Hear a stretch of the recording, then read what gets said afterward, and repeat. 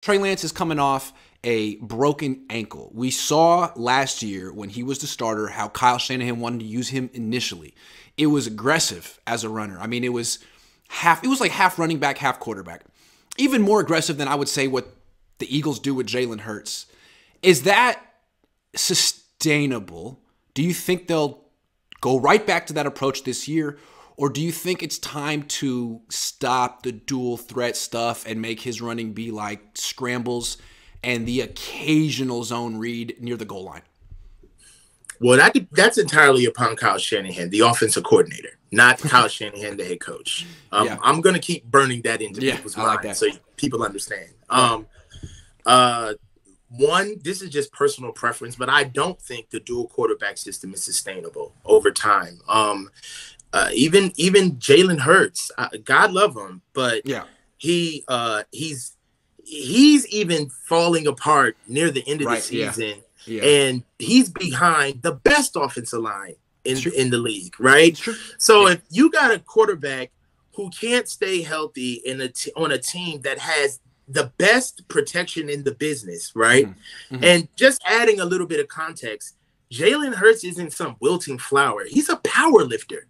He squats 600 pounds. All right. Like he's not just some little fawn running out in the meadow waiting to get clipped. You put him in the backfield next to Miles Sanders. Like he's way bigger than Miles Sanders. Like he's a big kid. He's a big dude. Yes. Yeah. And I mean, even if we're looking at Josh Allen, I watch those Josh Allen games and I look at him almost like a boxer. I'm like, man, they are shaving years off his career, man. The way they use him. You know, I think it's almost kind of like, it's good if you want him for 3 years. You want him 3 to 4 years. All right. Exactly. That's okay. But if you want to do it the traditional quarterback is there for 10 plus years and you get to see the gray in his beard. No, that's not happening. And to me, like, that's why where you draft a guy matters. Like with the Eagles, man, here's something you may not know. I was looking it up today. They took Miles Sanders with the 53rd pick in 2019. Then they took Jalen Hurts with the 53rd pick in 2020. They're both running backs. One guy throws sometimes, but they're both essentially used as running backs, have the risk of being a running back. So just like running back is a very important position, but the NFL's figured out over the last 15 years, unless you really think you're getting Barry Sanders, you don't draft that position in round 1. You get it in round 2. You wait until round 2. And that's how the position has evolved. Now, I mean, every year 5 quarterbacks go in round 1. It's like, hold on. One of these guys is worth it. The other 5 guys are fugazi. And you should just, if you really want to run a guy, wait. Take him in round 2. You'll find a running back / quarterback in round 2. The Niners didn't do that. Jalen Hurts is just the extension of their running game. He's their power running back. He's their... And you can do that without conscience when he's the 53rd pick in the draft. It's like, well, I took a running back there last year. And you can run your strongest runner when nobody's in the box. Jalen Hurts gets those runs when there's 6-man boxes, when people are out in coverage, where your traditional power running back is going to get bodies around him. So, but if he gets hurt, he wasn't making $15 million. He wasn't a first-round pick or 3 first-round picks. He was the 53rd pick. It was Miles Sanders. With an arm. All right, so that's the, forgive me, but that's the fantasy football side of football, right? But that's not romantic, right? That's not what fans want to see. Fans want to get to know their players. Franchise quarterback, here forever, get your jersey. Yes, sure. So what'll happen is that... And that's what the Niners sold Trey Lance as when they traded up. He's going to be... He's not Lamar. He's going to be John Elway. Yeah, he's going to be here. He's going to be a linchpin, right? So I understand, like, if you're going to, all right, let's do it your way. Even if you adopted that type of football, right? You're not going to have to fall. You can't fall in love with anybody, right? They got to be interchangeable. And what's going to happen to Philly once they start paying Jalen Hurts $35 million a year? Can you run him anymore? How do you run him? You can't. No. You can't. So your team changes. The only way that team works is because of what they have around Jalen Hurts. They can't make Jalen Hurts the focus of that team. You can't. Right?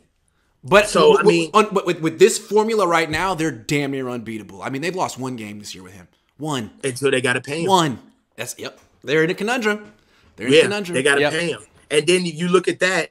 I mean, honestly, we're just looking at our own fate, but just ahead, because what happens when we got to pay Trey, right? That's true. Now, right? Real quick, the Eagles did pay Carson Wentz. It was a mistake. They got rid of him. They moved on. Like, you can, if you realize it's a mistake, you don't have to compound it. The Niners held on to Jimmy Garoppolo for like 10 years, it felt like. Eagles at least move on, even if they take the dead cap hit. Something to point out. You know, True. You could give Jalen Hurts the money, and then if it doesn't work in 3 years, trade him and move on. So that's probably what they'll do. And you know what else they'll do? I bet you they draft another quarterback in round 2, just to be careful. Dude, be careful. Because you know why? I think because of what college football is doing, there's so many more. Like, I feel like Jalen Hurts and Trey Lance and Justin Fields, these guys are kind of like the first blue chip guys to come out. But college is becoming so much more interchangeable. There's guys like that literally all over the country. Like, yeah. I mean, Anthony Richardson is a legit athlete. Like, wow. Yeah, Jake Herter. Yeah. Like there's guys, man, around. Yeah, so absolutely. And if the scheme that's so popular right now is Kyle's scheme. Maybe that's not great for some of these athletes coming out like Justin Fields. But I keep thinking, okay, Justin Fields.